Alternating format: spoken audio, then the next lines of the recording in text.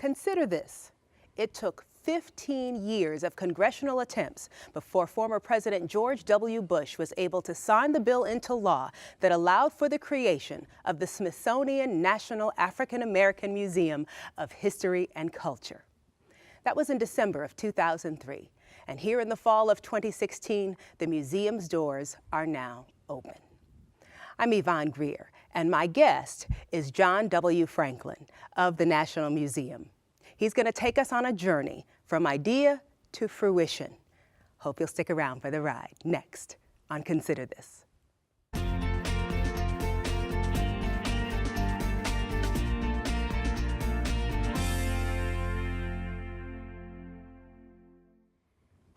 Just saying the words, National Museum of African American History and Culture, brings shouts of celebration across much of the African American community here in the United States for reasons that are as long and as varied as the people themselves. John W. Franklin, welcome to Consider This. Thank you so much. It's a pleasure to be on your program. I said in the open it was 15 years of congressional attempts, but the desire for this museum to come to being has really been longer than that. Indeed, it was our Civil War veterans who first asked for this museum to be created in 1915. So as one of our introductory exhibitions, we have an exhibition called A Century in the Making, which shows you the early designs from 1915 through the more recent designs by David Adjaye, Phil Freelon, Max Bond, and the Smith Group. So those veterans asked for a museum to be built in Washington to tell the world the story of African Americans. Mickey Leland, the late congressman from Texas, began offering legislation until he passed. Then John Lewis picked up the torch, and he's the one best associated with supporting and sponsoring legislation for the creation of this museum. He was joined by Sam Brownback, Republican, Senator, now Governor of Kansas, Max Cleland, former Senator, Democratic Senator, and J.C. Watt, the former Black Republican Congressman from Oklahoma.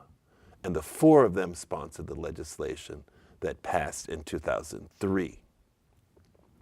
President George W. Bush created a commission to study the possibility of the creation of a National African American Museum.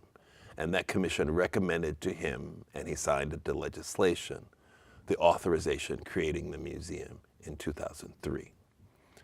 It then put the onus on the Smithsonian to look at 5 sites on or near the National Mall, to conduct feasibility studies on those sites, to hire a director, begin hiring staff, and to raise the half of the price of the construction. The construction was initially estimated at $500 million. It's at the base of the Washington Monument. And because the water table is so high, the cost went up to $540 million. Congress agreed to pay half. And in 2009, we were given the task in a very difficult financial era, if you remember back to 2009, to raise $250 million. So how did you do it? That's an awful lot of money to raise. Well, people feel vested in the museum, invested in the museum. I was speaking at the Department of Labor last February. And as I came in, the security guard looked at my badge and said, "Oh, you work at the National African American Museum?" He said, "I gave $100. And he said it with Proudly. the same level of pride of someone who gave it $1,000, $100,000. So families have come together and given whatever they could afford. Individuals, corporations, and foundations have been incredibly generous. As I said, Congress gave half, so we had to match $270 million. The first gift came in from Aflac. They gave $1 million. And so they set the bar that high for other corporations. Most corporations gave between $1 million and $5 million. Oprah Winfrey is on our board, and she's the largest single donor at $21 million. She's just been joined by Robert Smith, who gave $20 million. And the Lilly Foundation, which had initially given us $10 million for bricks and mortars, came asking our director, what are you doing about faith? And he said, well, I have an interfaith committee among my staff, and I know they're in the process of developing a proposal. And they said, we'd be very interested in seeing their proposal. When my director, Lonnie Bunch, was director of the Chicago Historical Society and transformed it to the Chicago History Museum, he became very engaged in Chicago and Illinois history and culture. When Quinn Chapel burned in 2006 or 2007, he turned to me as one of the first staff people and said, what should we do as a national institution? I said, we need to be able to sensitize congregations to the value of their documents, the value of their historic structure, and the knowledge that they have as a congregation. And so we did a 2-day workshop called Save Our African American Sacred Spaces. When I lived in Chicago, I was in high school, and my father was at the University of Chicago. My father, John Hope Franklin, was at the University of Chicago. And we lived between the Black Hebrew Israelite Temple on 63rd Street and Mosque Number 2 on 53rd Street, all of which were in existing historic buildings. And so we created our Save Our African American Sacred Spaces as a pilot project to help clergy and congregations preserve their papers, preserve their furniture, preserve their buildings, and preserve the knowledge of their history. And is that essentially what this National Museum does for all of African American history in the United States? Yes.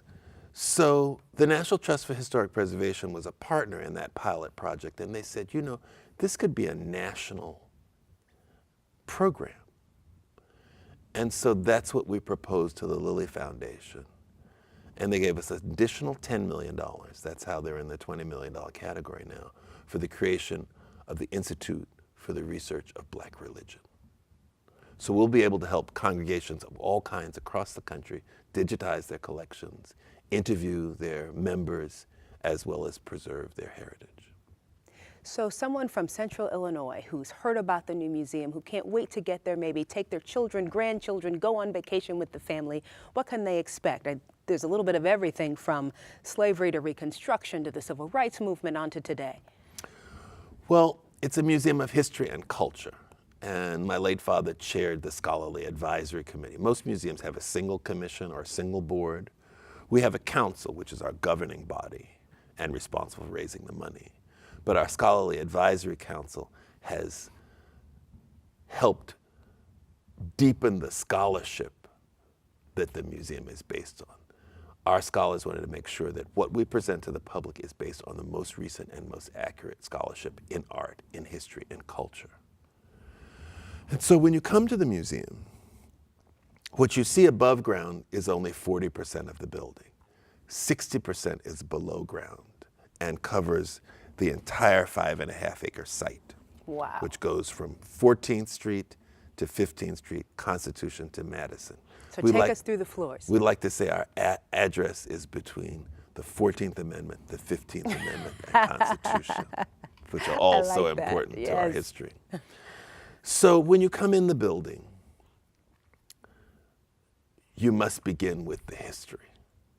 And the history begins in an elevator that takes you from today down 3 floors, and you're in Africa in 1400, observing the complex societies across the continent and their rich political history, culture that they embody in the people who are brought over. For those of us who grew up in the United States, we assume that most of the enslaved people were brought here. Only 5% of those taken across the Atlantic come to the United States. Of the 12 million, 6 million are taken to Brazil, roughly 1 million each to Jamaica, Haiti, and Cuba. Fewer than 500,000 come to the United States. Wow. So part of the mission of the museum is to situate the U.S. story in an international context. One of the great finds that we have and a sacred space within the museum are relics from a sunken slave ship. 6 ships left Mozambique in Southeast Africa in 1794, headed for northern Brazil, north of Bahia, north of Pernambuco, to the region called Maranhão. 4 of them made it to Brazil. 1 went down off of Cape Town. And with our South African Museum colleagues, we've been excavating that slave shipwreck. The ship was called the São José. Because human cargo weighed less than wood or coffee or sugar or molasses, slave ships had to be weighted down by iron bars. And the bars are about this long and about that big around. And that's what's left at the bottom of the ocean from a ship that went down 300 years ago. What an amazing find. So we have that ballast, as it's called, and we have a pulley to raise and lower the sails from a slave ship. And in that space, you learn what it was like to be captured. We use, as much as possible, personal narratives. So these aren't general slaves. These are real people with names and children and voice. We give voice to the enslaved. So the lowest level, you go from Africa, and you could have arrived in a Brazil or in a Jamaica or in a Peru or in a Canada. But we're focusing on those who arrived here in the United States. And we look at the different regions, people who came to the South, people who came to the Southwest, people who came up the Mississippi River to what was the Louisiana Purchase and then eventually part of the United States. We look at slavery in the North. And we take you from 1500 through the Revolutionary War, through the Civil War, to the end of slavery. What an amazing journey, and we're still downstairs. Right. From there, then you go up to the second level where you look at the battle against segregation from the late 19th century to 1968. And Martin Luther King's assassination is that turning point. And so we end with his assassination and then look at the modern period from 1968 on, where we have the benefit of the civil rights laws, the Voting Rights Act, the Fair Housing Act, the beginning of African Americans being elected to local, municipal, county, state, and national office, the rise of Black studies in universities across the country, the rise of the Black Museum movement. The DuSable Museum, for example, is one of the earlier museums created. We're the new kid on the block. This National African American Museum is the most recent. But the first African American Museum was opened at Hampton University right after the Civil War. And they have collections of American Indians who were students there.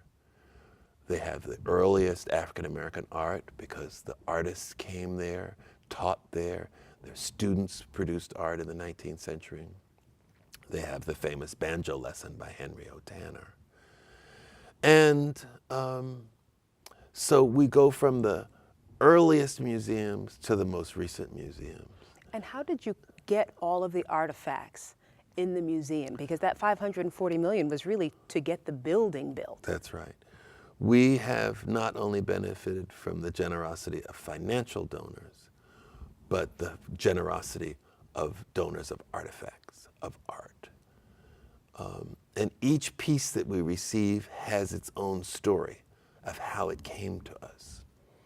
I was taking a visitor through the museum the other day after having seen Birth of a Nation, the new film by Nate Parker. It's the story of Nat Turner and the rebellion he led in Virginia in 1831. The Bible that he had is central to the story in the film. We have the Bible in the museum. And we first exhibited it several years ago in an exhibition that looked at the Emancipation Proclamation and the March on Washington.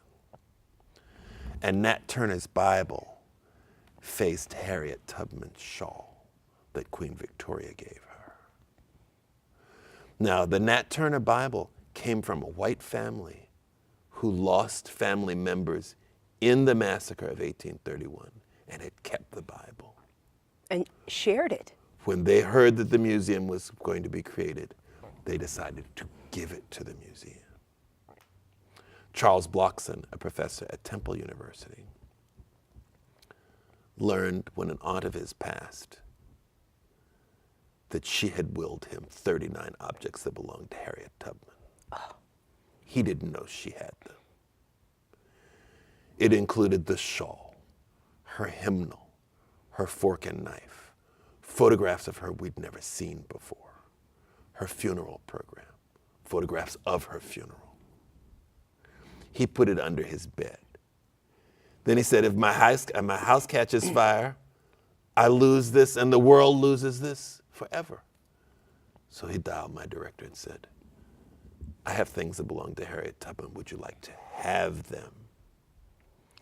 Now, these are two really iconic figures. But families, black and white, have come to us, and we have a small conference room in our offices near the door, the temporary offices before we moved into the building. And any day I could pass by there and see little children, adults, and elders giving their family treasures to the museum with such pride.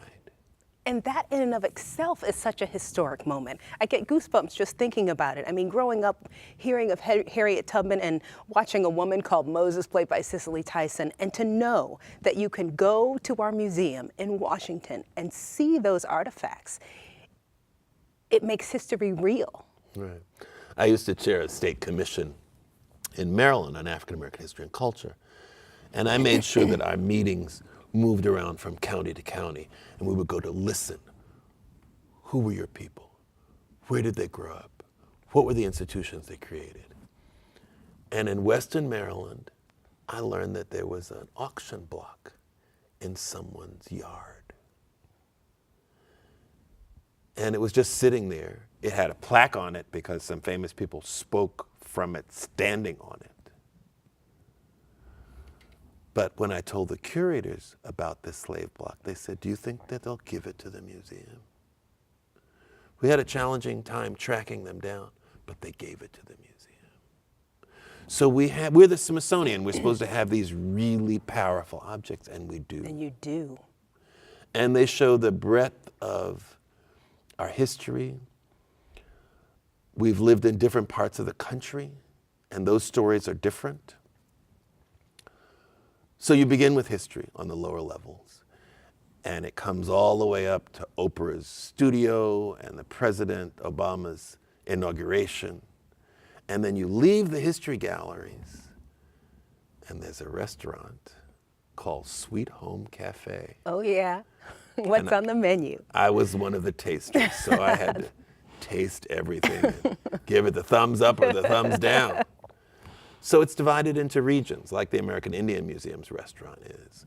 So we have foods of the North, the codfish cakes, the pepper pot stew, the Boston break bread, the oyster stew. We have the South, where you would expect to find the fried chicken. Yes, and collard greens, collard sweet potato pie. Sweet potatoes, macaroni and cheese. Then we have the Creole South, where you get your gumbo, jambalaya, your po' boys, your shrimp and grits.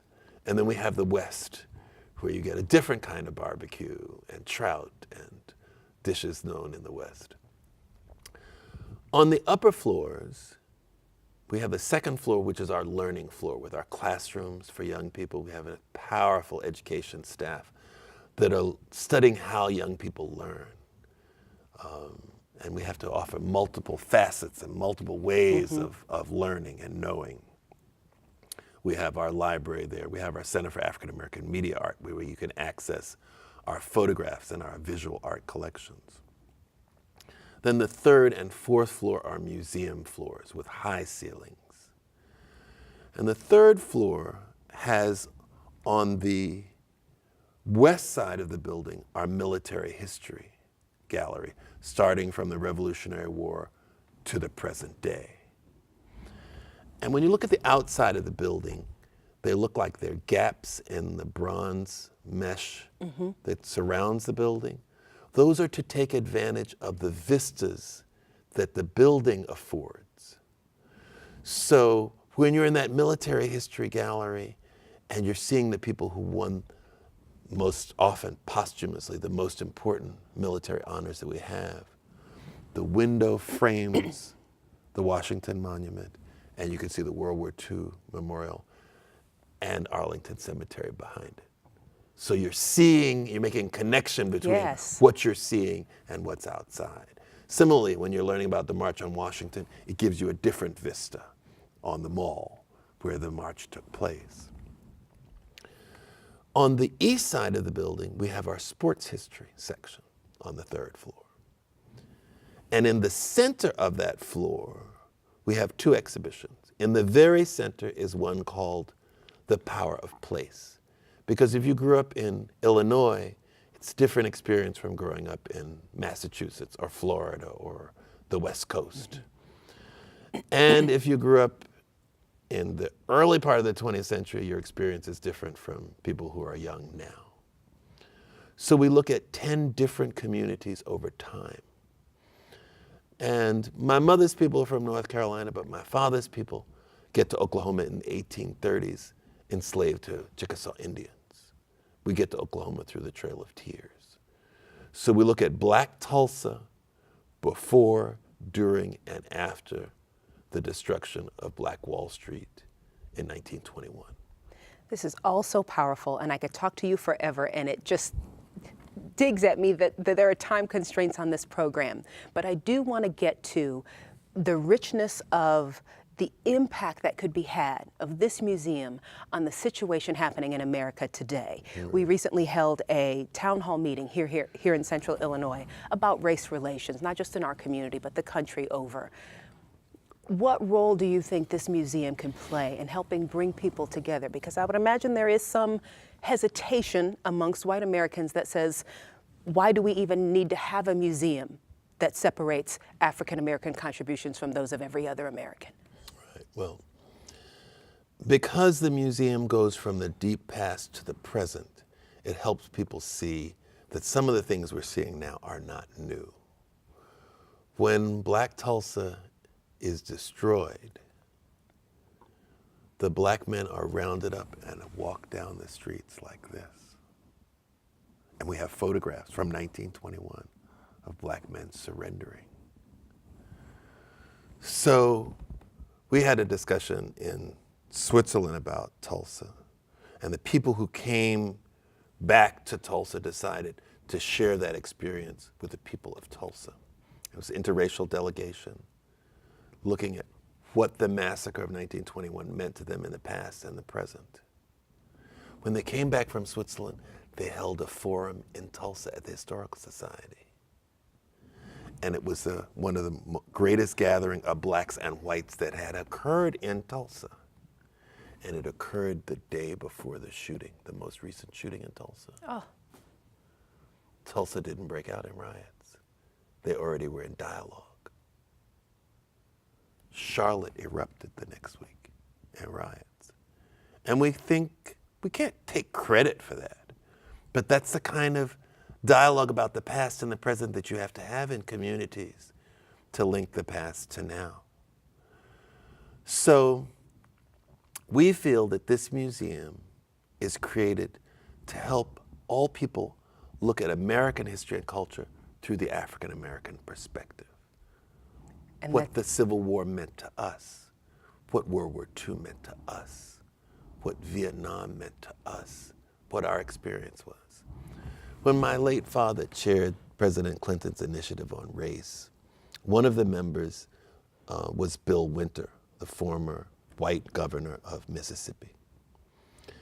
And the day that they convened for the first time near the White House, Governor Winter said that he had been on a radio program about the 50th anniversary of the end of the World War II.